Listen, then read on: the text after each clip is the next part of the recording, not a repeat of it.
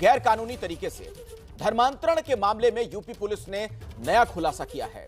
धर्मांतरण गैंग का खुलासा करने वाली यूपी पुलिस को अब इस गैंग के आतंकी संगठन से जुड़े होने के सबूत मिले हैं।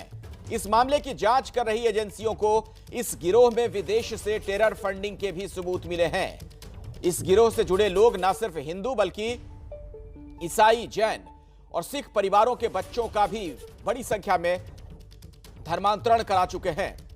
और अब इस मामले में मुख्यमंत्री योगी आदित्यनाथ खुद नजर बनाए हुए हैं।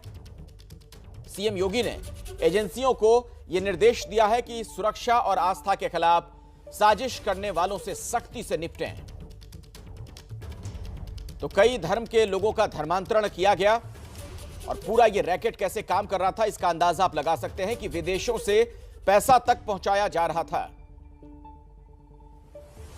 और हमारे साथ इस वक्त हमारे सहयोगी रणवीर जुड़ चुके हैं। सीधे उन्हीं के पास मैं आपको लिए चलता हूं। रणवीर, इस मामले की जांच पड़ताल जैसे जैसे आगे बढ़ रही है, कई चौंकाने वाली बात अब सामने आ रही है। एक नई बात यह आ गई विदेशी फंडिंग की बात, दूसरी बात यह कि आतंकी संगठनों के साथ भी इनके तार जुड़े हुए हैं। देखिए, कई ऐसे कनेक्शन हैं इस मामले में, जैसे कि मूक बधिर बच्चे जो सुन और बोल नहीं सकते हैं, उनको साइन लैंग्वेजेस से पढ़ाना। इस पूरे रैकेट में विदेशों से फंडिंग की बात आ रही है। इस मामले में आईएसआई से लेके तमाम सारे ऐसे विदेशों के लोग जुड़े हुए आ रहे हैं। ऐसे में लगातार एटीएस और यूपी पुलिस पूछताछ कर रही है। ब्रजेश पाठक जो कानून मंत्री हैं, उन्होंने साफ कहा कि जो भी इसमें दोषी पाया जाएगा उसमें एनएसए लगाने की कार्रवाई होगी। और इस बीच आपको बताएं कि लखनऊ में तमाम इस मामले से जुड़े हुए जो लोग हैं उनसे एटीएस पूछताछ कर रही है। कुछ लोगों को बुलाया गया है लखनऊ में, और लखनऊ में उनसे किसी ऐसी सीक्रेट जगह पर पूछताछ हो रही है ताकि वो लोग सामने भी ना आ पाएँ और एटीएस उनसे पूछताछ कर सके।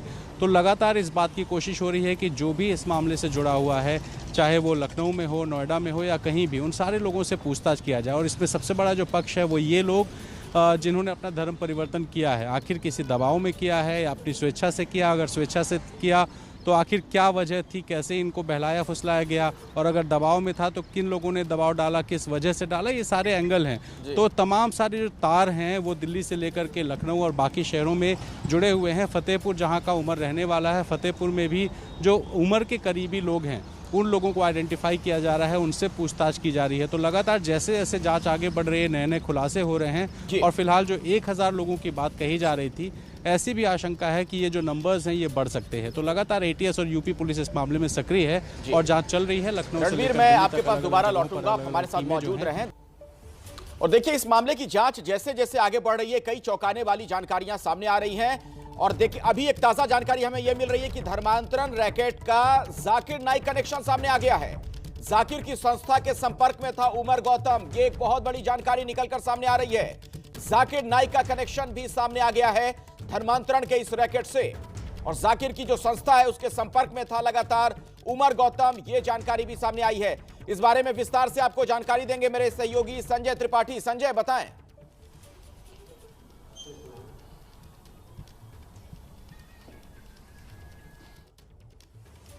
हमारा संपर्क उनसे टूट गया है, दोबारा उनके पास हम चलेंगे, लेकिन हमारे वरिष्ठ सहयोगी पंकज झा भी हमारे साथ जुड़े हुए हैं। पंकज, यकीनन ये चौंकाने वाली चीज है जिस तरीके से अब देखिए जाकिर नाइक कनेक्शन आ गया, आतंकवादी संगठनों के साथ कनेक्शन की बात कही जा रही है और बाकायदा फॉरेन से फंडिंग हो रही थी। जी हाँ, बिल्कुल। ये जो उमर गौतम है जिससे पूछताछ हो रही है कल से, उसके बाद जो जानकारियां सामने आ रही हैं उसमें जाकिर नाइक से भी उसकी विदेश में मुलाकात होने की, और दोनों के संगठन, ये जो इस्लामिक दावा सेंटर है जिसके लिए ये काम करता था उमर गौतम और जाकिर नाइक, दोनों के कॉन्टैक्ट को इस्टेब्लिश किया गया है, ऐसा एटीएस का कहना है। एटीएस के सूत्रों से जानकारी मिली है। ये जब विदेश दौरे पर जाता था तब किस तरीके से यूपी समेत कुछ और राज्यों में धर्म परिवर्तन कराना है, उसके लिए एक टारगेट फिक्स किया गया था कि किन लोगों को, जो कमज़ोर लोग हैं, जो गरीब लोग हैं, जो मूक बधिर लोग हैं, इन लोगों को एक, अब जो आप बात कर रहे हैं टेरर फंडिंग की, उस तरफ भी जांच हो रही है कि क्या इस तरीके की भी बात थी कि इनमें से कुछ लड़कों को रेडिकलाइज करके एक तरीके से जो स्लीपर मॉड्यूल्स होता है उसके लिए तैयार करने की बात है। ये जांच चल रही है, पूछताछ हो रहा है, और इसीलिए यूपी के अलग अलग शहरों में कई लोगों से, कानपुर, फतेहपुर, नोएडा, इन सभी जगहों पे एटीएस कई लोगों से पूछताछ कर रही है। जैसे जैसे पूछताछ हो रही है चीजें सामने आ रही हैं। जी, हमारे साथ संजय त्रिपाठी भी जुड़ चुके हैं, उनसे भी हमारा संपर्क हो गया है। संजय, ये बताइए, ये गोरख धंधा कब से चल रहा था और किस तरीके से इसे ऑपरेट किया जा रहा था? क्या कुछ सफेद पोश चेहरे भी आने वाले दिनों में सामने आ सकते हैं? अखिलेश कई सालों से चल रहा था, ये मान के चलें कि लगभग 7-8 वर्षों से ये गोरख धंधा चल रहा था, जिसमें उमर गौतम और काजी जहांगीर जुड़े हुए थे। और अगर आप देखेंगे तो जो वीडियो उमर गौतम के वायरल हुए हैं वो 6-7 साल पुराने हैं, क्योंकि वो कई लंबे समय से इस्लाम के लिए काम कर रहा था, धर्मांतरण का काम करवा रहा था। कल जब एटीएस ने उसको हिरासत में लिया है तो उसने कई सारे खुलासे किए हैं, जिनमें ये दावा किया जा रहा है कि टेरर फंडिंग होती थी। इसके अलावा इस जो जाकिर नाइक की संस्था थी उससे इसके संबंध थे। और कल जो जांच एटीएस की हुई थी उसमें 14 राज्यों तक ये नेटवर्क फैला होने की बात सामने आई थी, लेकिन आज पता चला है कि ये बढ़ चुका है आंकड़ा। 24 राज्यों तक इनका पूरा गिरोह ऑपरेट करता था। बड़ी संख्या में लोगों का धर्मांतरण कराया गया है, ऐसे सबूत एटीएस को मिल रहे हैं। लगातार उससे पूछताछ जारी है अखिलेश। और ये भी पता चला है कि जिन लोगों का धर्मांतरण कराया जाता था उनको दक्षिण के कुछ राज्यों में, कर्नाटक, केरला जैसे राज्यों में ले जा करके और कट्टरपंथी बनाने की भी ट्रेनिंग दी जाती थी। कानपुर में भी लिंक मिला है, बिठूर का एक मूक बधिर विद्यालय था जहां पर बात कह रहे हैं। यहां से तो एक सवाल ये खड़ा होता है, रणबीर मैं आपके पास आऊंगा इस सवाल के साथ, कि सिर्फ ये धर्मांतरण तक ये मसला नहीं जाता है कि ये जो गोरख धंधा चल रहा था सिर्फ धर्म बदलने के लिए, बल्कि आतंकी एक तरीके से तैयार किए जा रहे थे ब्रेन वॉश करके।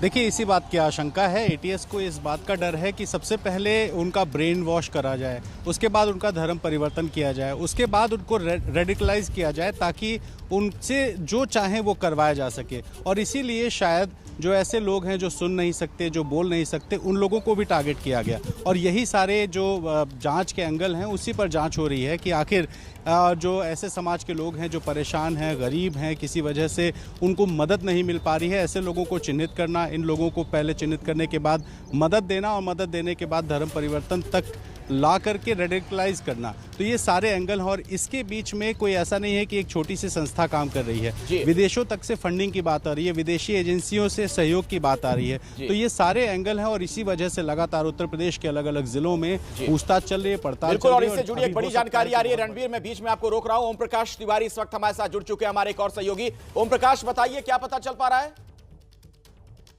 अखिलेश, मैं आपको बता दूं कि इस पूछताछ के दौरान एक बहुत बड़ा खुलासा हुआ है और काजी जहांगीर जो इस मामले में गिरफ्तार आरोपी है वो अपने ही जाल में फंस गया है। काजी जहांगीर से जब ये पूछताछ की गई कि वो सर्टिफिकेट कैसे इशू करता था, तो उसने जवाब में कहा कि उसके सामने लोग आते थे और कहते थे वो बिना किसी जवाब के इस्लाम धर्म कबूल करना चाहता है, लिहाजा वो उनका धर्म कन्वर्जन करा के सर्टिफिकेट देता था। लेकिन जब उससे पूछा गया कि गूंगे बहरे उसे कैसे बताते थे कि वो इस्लाम धर्म कबूल करना चाहते हैं, तो इस सवाल के जवाब में वो फंस गया। और अंततः सूत्रों के मुताबिक उसने कबूल किया है कि 2000 रुपए के बदले, मात्र 2000 रुपए के बदले वो ऐसे सर्टिफिकेट इशू कर देता था जिसमें हिंदू से इस्लाम धर्म कबूल करने की मान्यता तथाकथित तौर पर दी जाती थी। मैं आपको बता दूं, ये नियम जब तक नया नियम नहीं आया था उसके पहले केवल काजी के सर्टिफिकेट के आधार पर ही इस्लाम धर्म कबूल मान लिया जाता था। तो अब पूछताछ के दौरान काजी जहांगीर ने बड़ा खुलासा किया है कि मात्र 2000 रुपए के बदले वो इस्लाम धर्म के सर्टिफिकेट बनाता था। शुक्रिया ओम प्रकाश तिवारी इस जानकारी के लिए आपका। हमारे साथ पंकज झा भी लगातार न्यूज रूम से जुड़े हुए हैं, हमारे वरिष्ठ सहयोगी। और पंकज, देखिए, हैरान करने वाली बात जो है, जो चौंकाने वाली बात है, वो ये कि न सिर्फ हिंदुओं का धर्म परिवर्तन किया जा रहा था, बल्कि अन्य धर्म के लोगों को भी टारगेट किया जाता था।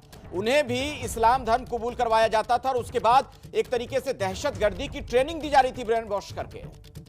हाँ बिल्कुल, और यही वो वजह है अखिलेश की। देखिए, कल खुद योगी आदित्यनाथ ने इस पूरे केस की अभी तक की क्या स्टेटस है उसकी मॉनिटरिंग की। आज सवेरे भी जब वो ऑफिशियल कार्यक्रम उनका शुरू हुआ तो सबसे पहले इसमें जांच कहां तक पहुंची है, क्या क्या चीज़ें सामने आई है, खुद उसको मॉनिटर किया। उन्होंने कहा इसमें जो लोग हैं उस पर एनएसए लगे, गैंगस्टर लगे, संपत्ति कुर्क हो, यानी इस पूरे ये जो ऑर्गेनाइजेशन एक तरीके से ये जो कॉन्स्पिरेसी की गई है धर्मांतरण को लेकर के, और जो बात अब टेरर तक जा रही है उसको कैसे ध्वस्त करना है, इस तरह की कार्रवाई। तो इसके लिए बिना सबूत उठाए, चूंकि कई बार क्या होता है कोर्ट में चीजें सबूत कम पड़ जाती हैं, उतनी पुख्ता नहीं हो पाते, इसीलिए फूंक फूंक कर एटीएस कदम रख रही है। और जैसा आप कह रहे थे, रणबीर भी उस बात की तरफ और संजय भी उस बात की तरफ इशारा कर रहे थे कि पहली बार आपने सुना होगा कि फोकस किया गया है मूक, बधिर और बिल्कुल गरीब तबके के लोगों को। इनको बड़ी आसानी से टेरर की तरफ आप घुमा सकते हैं, इन लोगों को बहुत आसानी से आप उस तरफ मोड़ सकते हैं। इसीलिए आप उधर भी एटीएस की नज़र है कि दक्षिण के राज्यों में भेजकर इनको क्या टेरर की तरह रेडिकलाइज किया जाता था कि इनको स्लीपर मॉड्यूल या फिर किसी और तरह के कामों में लगाया जाए। इन सारी चीज़ों पर अभी जांच परत चल रही है, पूछताछ हो रही है उमर से भी और काजी जहांगीर से भी। अभी जैसा यूपी तिवारी ने कहा कि नई चीज़ें सामने आई, ऐसी बहुत सारी चीज़ें आने वाले दिनों में सामने आती रहेंगी। और एक बात यह भी है, इसी से जुड़ी एक खबर आ रही है, दर्शकों को हम बता दें, अहम बात यह निकलकर अब सामने आ रही है कि धर्मांतरण रैकेट को लेकर एक और खुलासा हुआ है। खुलासा यह है कि धर्मांतरण के तार पटना, मुंगेर, गया से भी जुड़े हैं, यानी बिहार के इन शहरों से जुड़ गए हैं। धर्मांतरण रैकेट को लेकर एक और नई जानकारी, हालांकि संजय थोड़ी देर पहले बता रहे थे कि कई राज्यों में इनके कनेक्शन हैं, लेकिन बिहार के कुछ खास शहर का जिक्र हो गया है। अब कुछ स्पेसिफिक जो सिटीज हैं उनका भी जिक्र किया गया है कि वहां तक इसके तार जुड़े हुए थे, यानी देश भर में कई लोगों के संपर्क में थे इस गिरोह के लोग। आप समझ सकते हैं, सुनियोजित तरीके से इस पूरी साजिश को एक तरीके से अंजाम दिया जा रहा था, प्रलोभन देकर लोगों को फांसा जाता था और उसके बाद आप देखिए कैसे न सिर्फ उनका धर्म परिवर्तन किया जाता था, बल्कि एक तरीके से उन्हें आतंकवादी बनाने की दिशा में भी आगे बढ़ा दिया जाता था, ब्रेन वॉश करके। इस खबर से जुड़ी जैसे ही कुछ और जानकारी आएगी आप तक हम पहुंचाएंगे। कैसे लोगों को फांसा जा रहा था, उन्हें दहशतगर्दी की तरफ भेजने की कोशिश की जा रही थी, इसका एक बड़ा खुलासा हुआ है।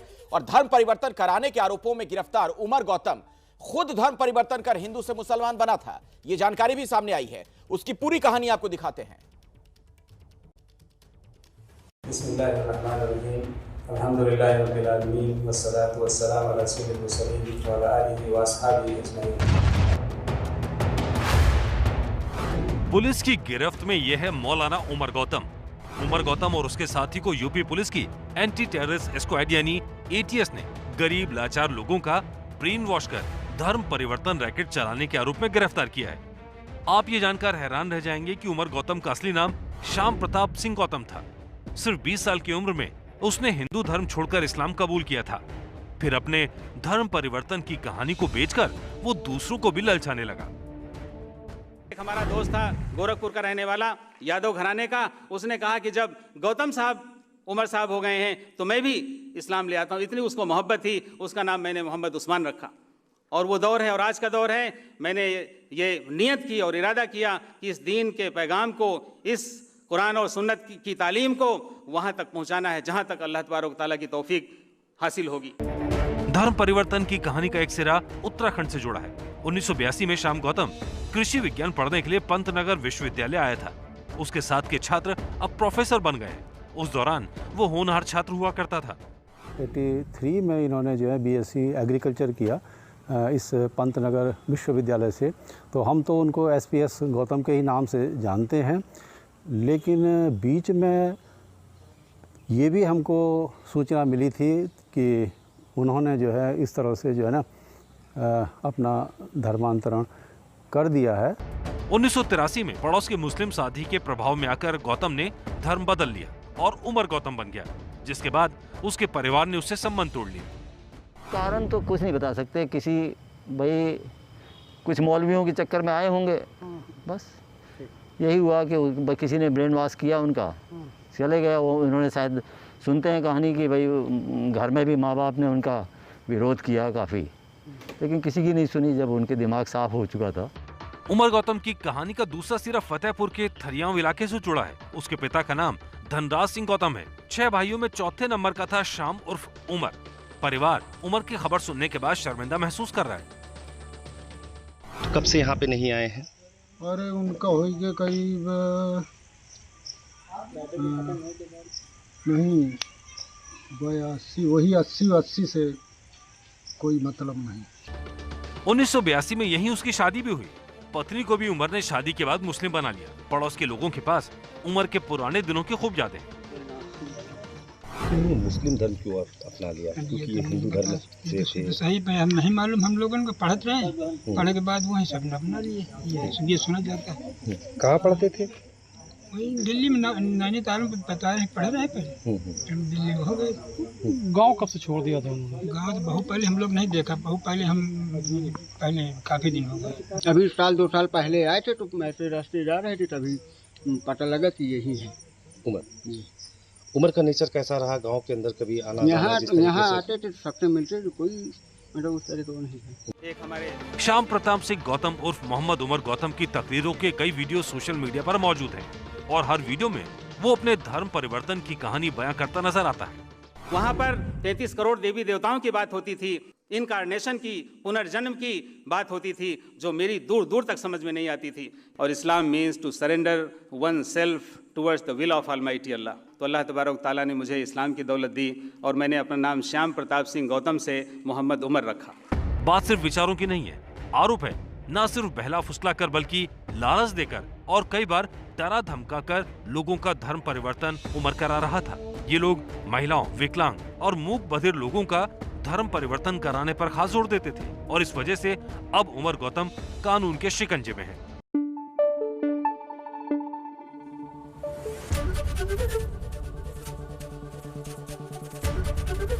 ABP न्यूज आपको रखे आगे।